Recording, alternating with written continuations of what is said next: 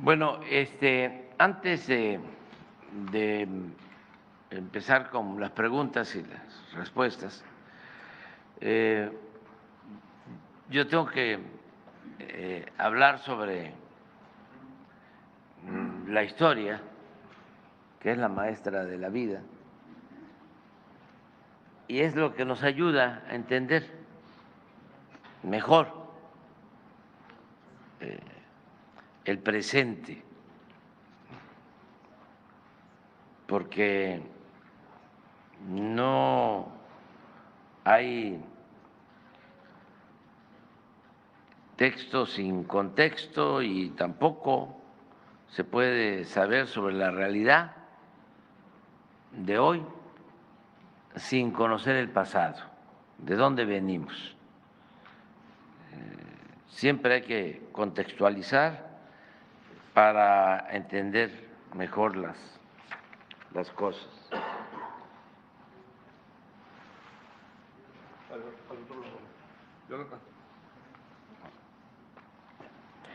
Ayer hablábamos de la importancia del movimiento que encabezó el presidente Francisco I. Madero, que ofreció su vida, por eso se le conoce como el apóstol de la democracia. No ha habido en la historia de nuestro país un presidente con más vocación democrática que el presidente Madero. Desde luego, el mejor presidente de México para mi forma de ver las cosas ha sido el presidente Benito Juárez, el mejor presidente de nuestro país. Pero también el presidente Madero, excepcional, extraordinario, un hombre bueno que se adelantó a los tiempos, quería la libertad y la democracia para México. Luego de décadas de imposiciones, de dictadura, solo Porfirio Díaz, al que enfrentó, había permanecido en el poder 34 años. Y antes de Porfirio Díaz, Antonio López de Santana había sido 11 veces presidente de México. Casi todo el siglo XIX fue país de dos hombres, Santana y Porfirio Díaz. Y luego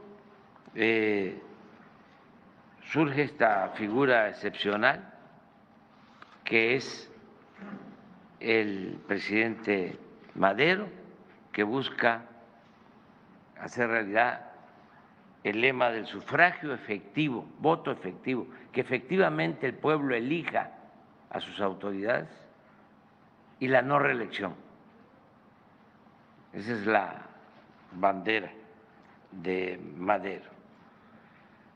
¿Por qué no puede convertir en realidad su ideal democrático?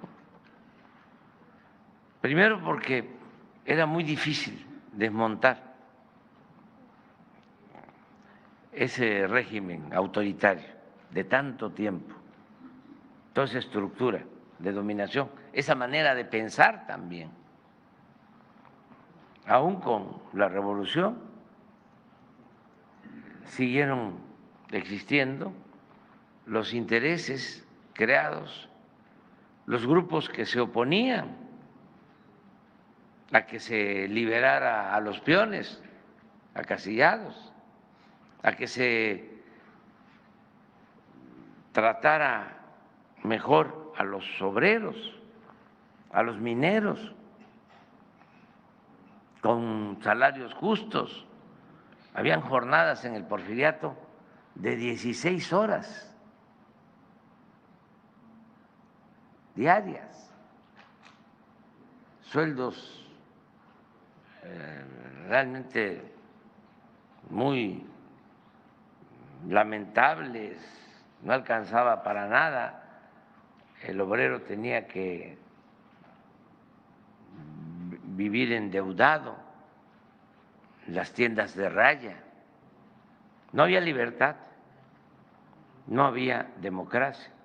Entonces, cambiar eso no era un asunto fácil.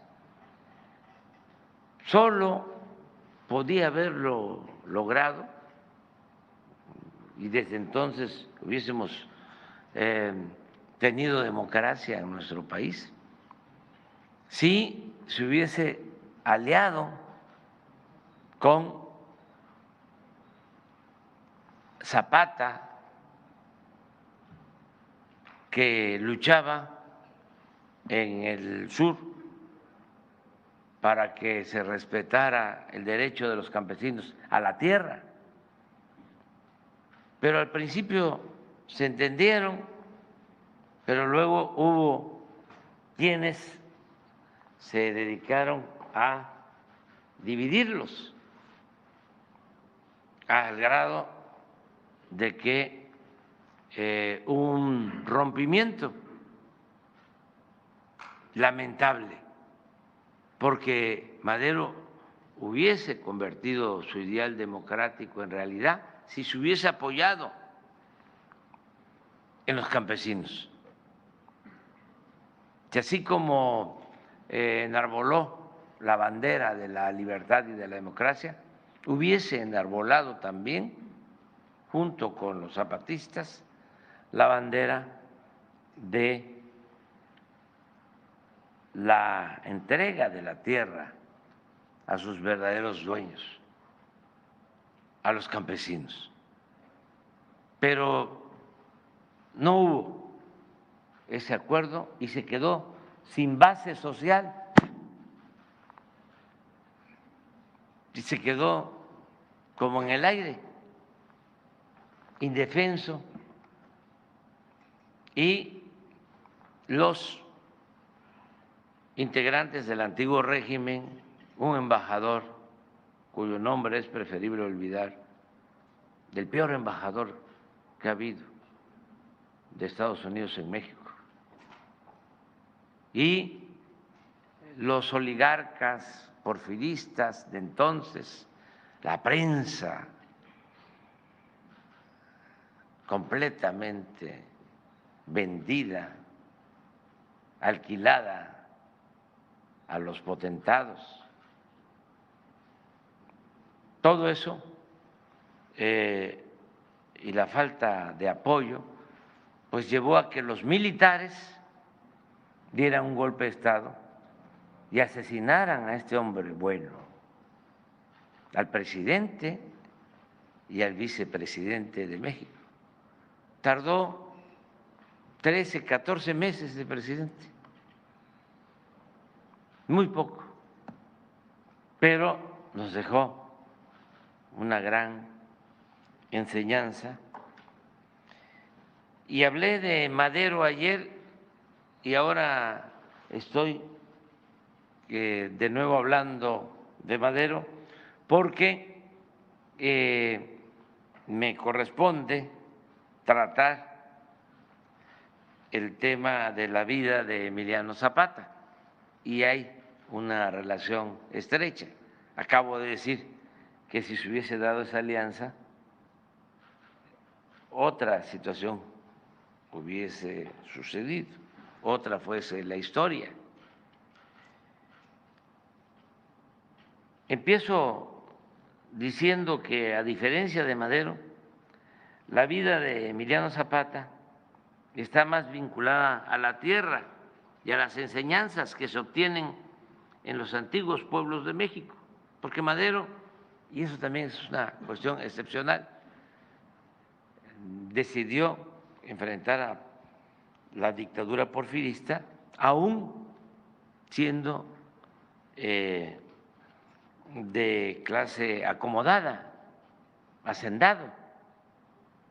Es un ser excepcional,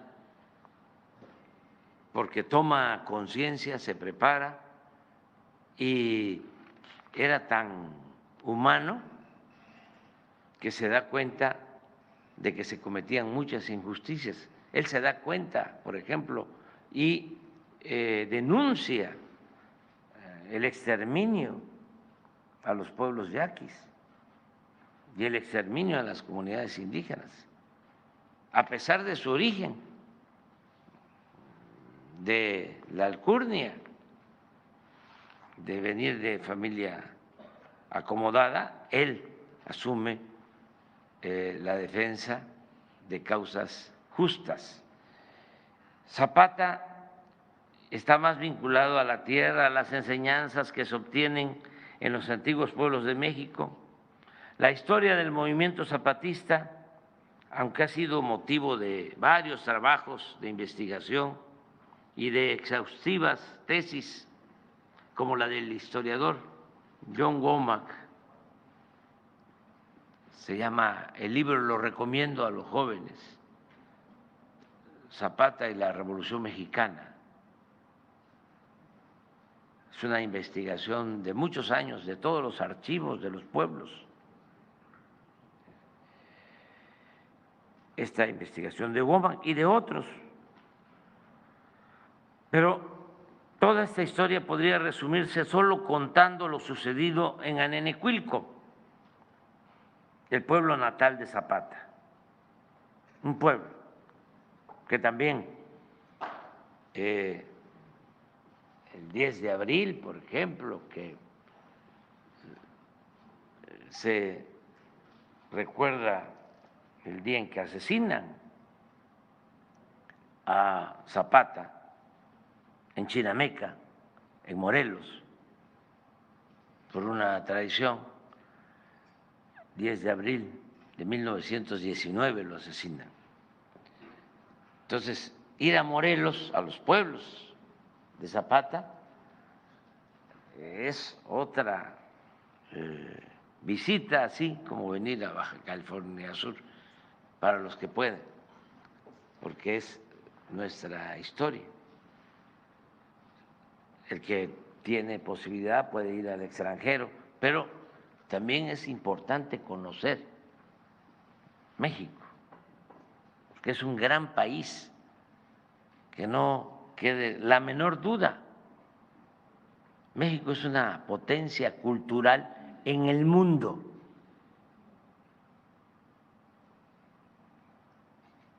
Casi es válido el dicho de que como México no hay dos. Esto para sentirnos muy orgullosos de lo que somos. Bueno,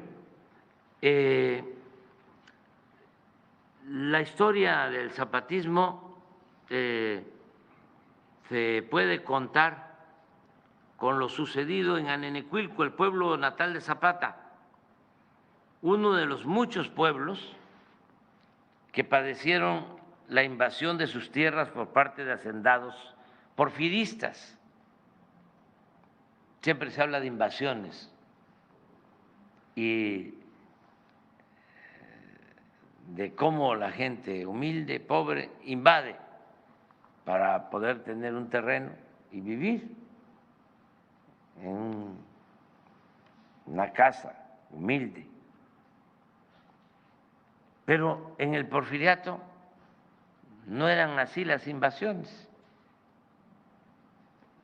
no eran los pobres los que invadían por necesidad, eran los hacendados que invadían las tierras de las comunidades, de los pueblos, porque como había auge económico, no les bastaban las tierras de la hacienda y se querían quedar con las tierras de los pueblos, invadían las tierras de las comunidades.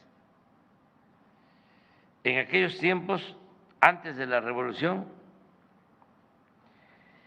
en Anenecuilco, municipio de Ayala, del estado de Morelos, coexistían siempre en conflicto el pueblo que defendía sus tierras y su libertad.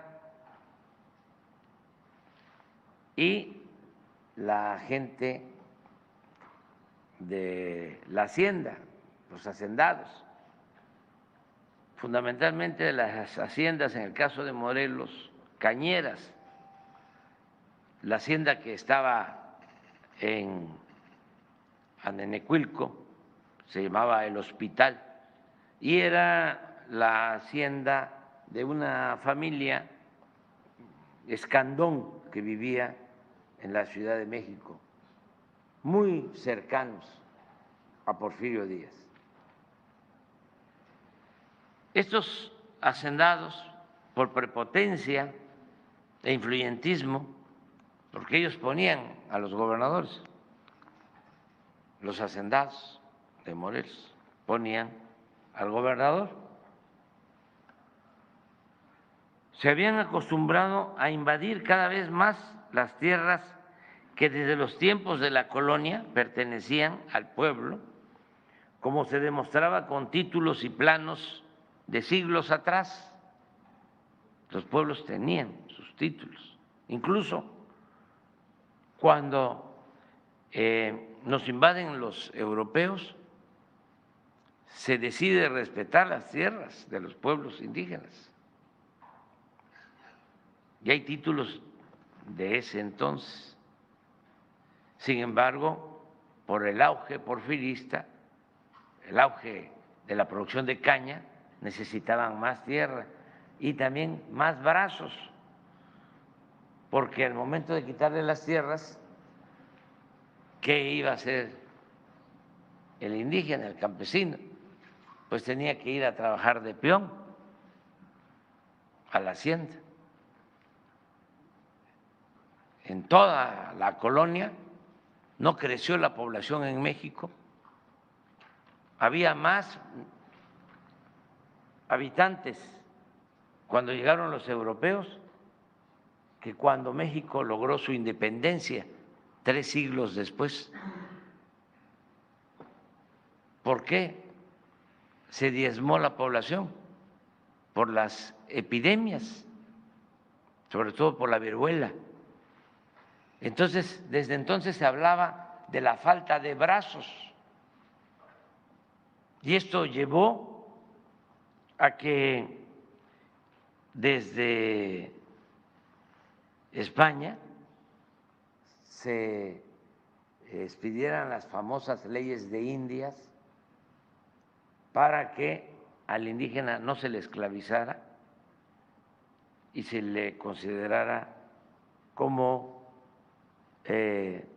vasallo libre, porque si se le esclavizaba y se le explotaba más, se iba a despoblar completamente lo que hoy es México. Entonces, sin embargo, esto en la práctica pues no se respetaba y siempre se ambicionaban las tierras y los brazos, es decir, la fuerza de trabajo. Entonces, por eso el pleito entre Anenecuilco, el pueblo, y la hacienda del Hospital, hasta que llegó el día en que las autoridades de Anenecuilco, cansados de tantos trámites, convocaron una asamblea general para decidir qué hacer. Llamaron a todos los del pueblo.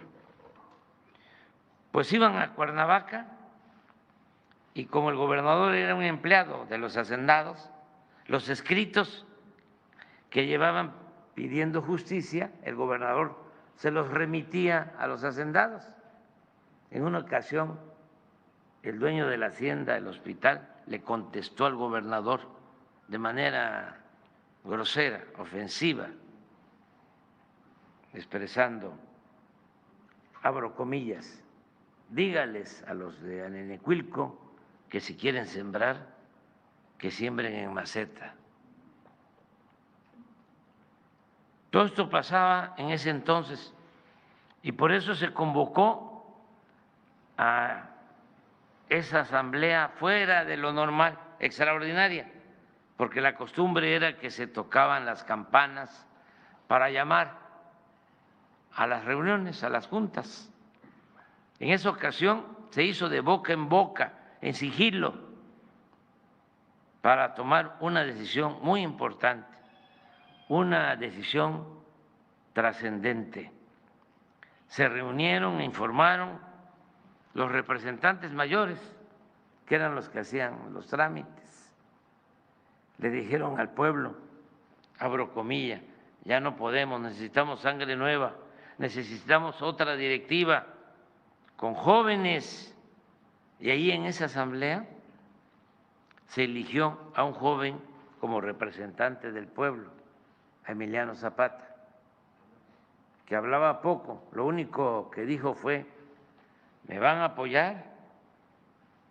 Le respondieron en la asamblea, sí, nada más, fájate los pantalones. ¿Qué hizo Zapata?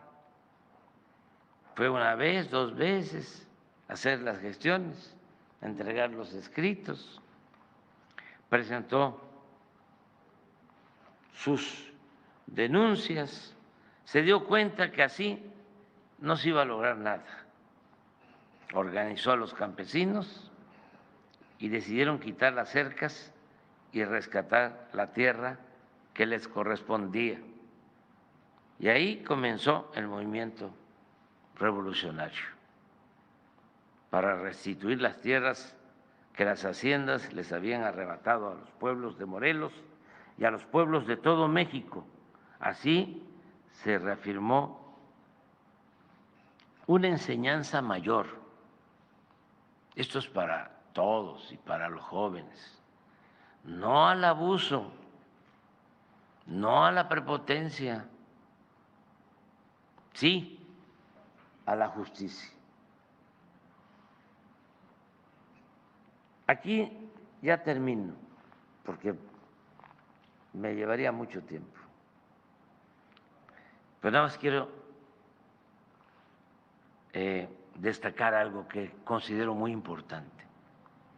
Aquí agrego un hecho histórico que demuestra cómo Zapata, al igual que muchos mexicanos, la mayoría de los mexicanos, hasta la fecha, encarnaba la honestidad. El pueblo de México es un pueblo honesto. La mayor riqueza de México es la honestidad de su pueblo. Eso se heredó de la época prehispánica. La avaricia llegó con los invasores. La honestidad se practicaba, es parte de nuestra idiosincrasia. Se practicaba de tiempo atrás en nuestro país, se sigue practicando. Resulta, y esa es la anécdota, que al inicio de la revolución, Zapata y Madero no solo fueron aliados, sino buenos amigos. Y algo que, como ya dije, se arruinó relativamente pronto por la insidia, la mala fe y los intereses de políticos y militares del antiguo régimen, quienes terminaron por imponer su máxima de que Madero, decían los que no estaban de acuerdo con la unidad de Madero y de Zapata, decían, Madero no debía parlamentar con bandidos. Y ellos consideraban a Zapata un bandido.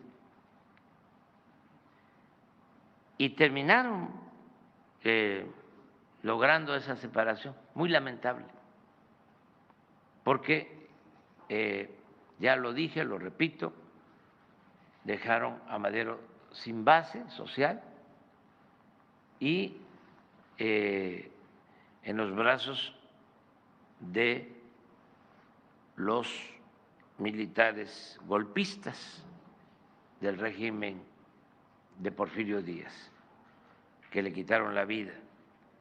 Por eso la enseñanza mayor en esta historia es no separarse nunca del pueblo. Cuando uno quiere transformar, hay que apoyarse en el pueblo, no divorciarse del pueblo, siempre con el pueblo. El pueblo es leal, el pueblo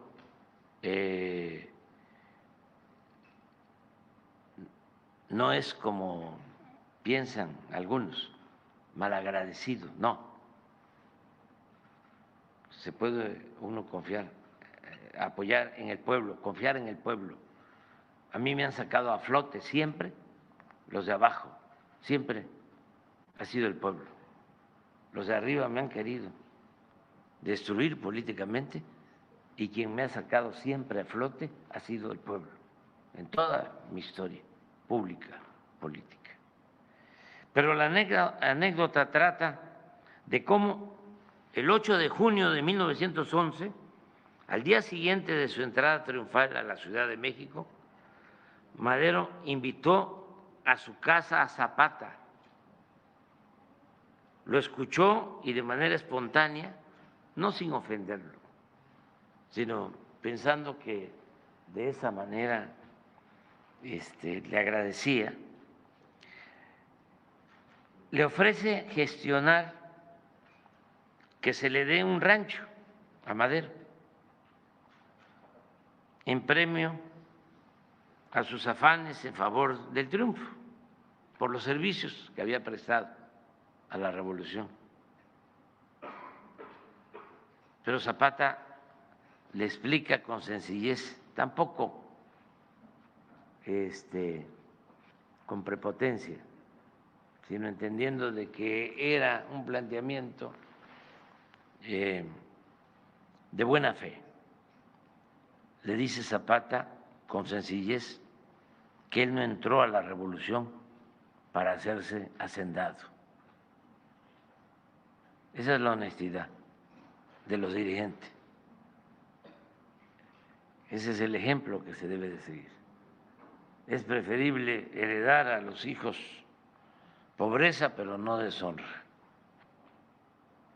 Y ya sabemos que la felicidad no es acumular bienes materiales, riquezas, fama, títulos. La felicidad es estar bien con uno mismo, estar bien con nuestra conciencia y estar bien con el prójimo.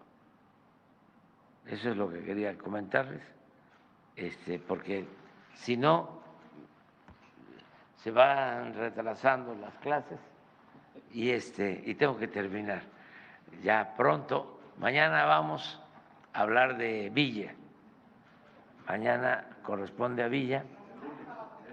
Perdón, el lunes. Ah, y me falta una cosa.